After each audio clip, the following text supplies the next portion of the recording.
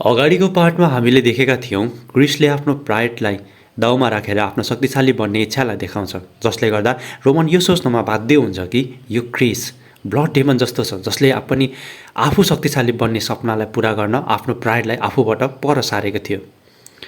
अब आजको कथा सुरु हुन्छ क्रिस र रोमनको त्यही कुराकानीबाट, जहाँ क्रिस भन्छ मलाई सिकाउनुहोस् कसरी शक्तिशाली बन्न सकिन्छ। रोमन भन्छ म कसरी शक्तिशाली बनिन्छ भन्ने भन्दा पनि यो कुरा भन्छु कि पहिला तिमी जुन तरिकाले आफ्नो माना कलेक्ट गर्ने र ट्रेडिङ तरिका छ त्यसलाई परिवर्तन गर, जुन तिमीहरूलाई पहिलेदेखि सिकाइएको थियो। तिमीले त्यो पुरानो तरिकाहरू सबै त्याग्नुपर्छ। त्यो सबै कुरा सक्छौ भने तिमी मेरोतिर आऊ, मसँग मलाई साथ देऊ, चाहे त्यो एउटा युद्धको भूमि नै किन नहोस्। त्यसपछि क्रिस आफ्नो घरमा गएर सोध्छ मैले यति वर्षसम्म ट्रेनिङ गरेँ, मैले मानाको बारेमा आधा वर्षसम्म सिकेँ, त्यति धेरै मेहनत गरेर 3 वर्षमा नि एउटा 1 स्टारको नाइट बने र अहिले म 2 स्टारको नाइट छु, त्यही पनि म कमजोर छु। मैले गरेको त्यो 10 वर्षसम्मको त्याग, परिश्रम, चिन्ता, दुःख सबै के यो एउटा हाँसोको विषय हो त? त्यसपछि यी सबै कुरा सोचेर क्रिस दिक्क मान्दै हुन्छ। नेक्स्ट सिनमा हामी क्याप्टेनलाई देख्छौँ। क्याप्टेन हाम्रो क्रिसलाई भन्छन् के भन्यो तिमीले? तिमी यङ मास्टरसँग ब्याटलफिल्डमा जान्छौ अरे? म स्ट्रङ्गर बन्नका लागि यङ मास्टरसँग ब्याटलफिल्डमा जान्छु। त्यसपछि क्याप्टेन यो कुरा कसरी भयो भनेर सबै जानकारी लिइसकेपछि भन्छन् मैले तिमीलाई सबै कुरा भने, तिमीले गर्ने निर्णय कस्तो हुन्छ भनेर, तर पनि तिमी आफूले गरेको विषयमा सही जस्तो लाग्छ भने जाऊ। तिमी आजबाट तिमी डिमित्रीको एउटा नाइट होइनौ। जस्तोसुकै अवस्था आए पनि तिमी यङ मास्टरलाई प्रोटेक्ट गर्छौ, आफ्नो इच्छालाई पुरा गर्नु भन्दै क्रिसलाई भन्छ। क्रिस पनि खुसी हुँदै धन्यवाद क्याप्टेन भन्छ। क्याप्टेन सोच्दै भन्छ म देख्दैछु त्यो सानो रुँदै गरेको बच्चा जसले आफ्नो आमा बुवा गुमाएको थियो, जसले ब्याटलफिल्ड कहिले देखेको थिएन। तर एउटा कुरा त हुन्छ होला, अब क्रिस यदि रोमनको ग्रुपमा हुन्छ भने उसलाई कसैले मूर्ख भनेर भन्न सक्दैन। त्यसपछि क्याप्टेन क्रिसलाई भन्छन् मेरो पछि आऊ, यसको लागि केही कुराहरू तयार गर्नुपर्ने छ। क्रिस पनि छक्क पर्दै भन्छ त्यो कुरा के हो, बुझिनँ मैले। क्याप्टेन भन्छ यदि तिमी युद्धमा बाँच्नका लागि कोसिस गर्छौ भने तिमीलाई एउटा हतियार चाहिन्छ जुन तिम्रो आफ्नो हुनेछ। हतियार पाउने भन्ने बित्तिकै क्रिस खुसी हुँदै भन्छ हुन्छ मास्टर। नेक्स्ट सिनमा हामीलाई एउटा बजारलाई देखाइन्छ जहाँ त्यहाँका मान्छेहरू आपसमा कुरा गर्दै हुन्छन्। त्यहाँ भएका मान्छेहरू भन्छन् तिमीहरूले एउटा कुरा सुन्यौ, यङ मास्टर रोमनले ब्लड फ्याङ्क्स ग्रुपको सबै व्यक्तिलाई आफै सजाय दिए भनेर।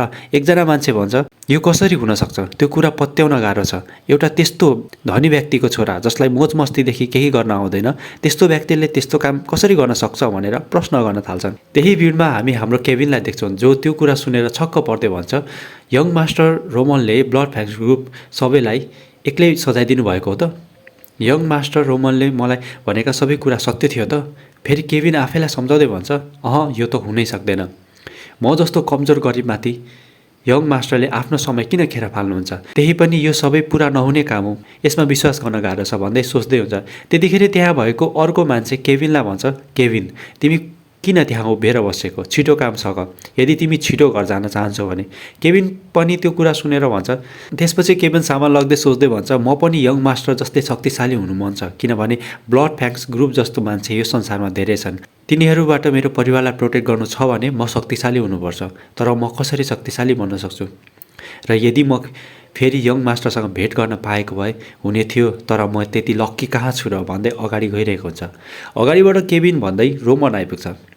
यङ मास्टरलाई आफू अगाडि आएको देखेपछि केविन छक्क र खुसी हुँदै भन्छ यङ मास्टर तपाईँ यहाँ कसरी? रोमन पनि धेरै समय भयो नि हामी भेट नभएको केविन। केविन आफ्नो शिर भुइँमा राख्दै भन्छ धन्यवाद यङ मास्टर, हजुरले गर्दा मेरो परिवारको जीवन बाँच्न सफल भयो र अहिले तिनीहरूले मेरो परिवारलाई सताएका छैनन्। अनि धन्यवाद छ मिस्टर हान्सलाई जसले मलाई एउटा सामान्य काम पनि मिलाइदिनु भयो। थाहा छैन म हजुरलाई कसरी मेरो भावना व्यक्त गरौँ भनेर रोमनलाई भन्छ। रोमन त्यो कुरा सुनेर भन्छ यदि तिमी एउटा अवसरलाई नै खोजेको हौ भने मेरो एउटा प्रस्ताव छ। यदि तिम्रो परिवारलाई एउटा राम्रो खाना बस्न जिन्दगीको सुरक्षा प्रदान गर्न चाहन्छौ भने तिमी मेरो लागि लोयालिटीको बाचा गर। यदि मेरो सामु तिमी लोयालिटीको बाचा गर्छौ भने तिमी आजबाट एउटा नयाँ जीवनको सुरुवात गर्नेछौ। त्यो कुरा सुन्ने बित्तिकै केविन आफ्नो शिर भुइँमा ठोक्याउँदै भन्छ यङ मास्टर म केविन हजुरलाई मेरो लोयालिटीको बाचा गर्छु। यदि तपाईँ मलाई मर भन्नुहुन्छ भने पनि म पछि हट्ने छैन, अनि कसैलाई मार भन्नुहुन्छ भने पनि म मार्न पछि हट्ने छैन, चाहे त्यो मान्छे जोसुकै होस्।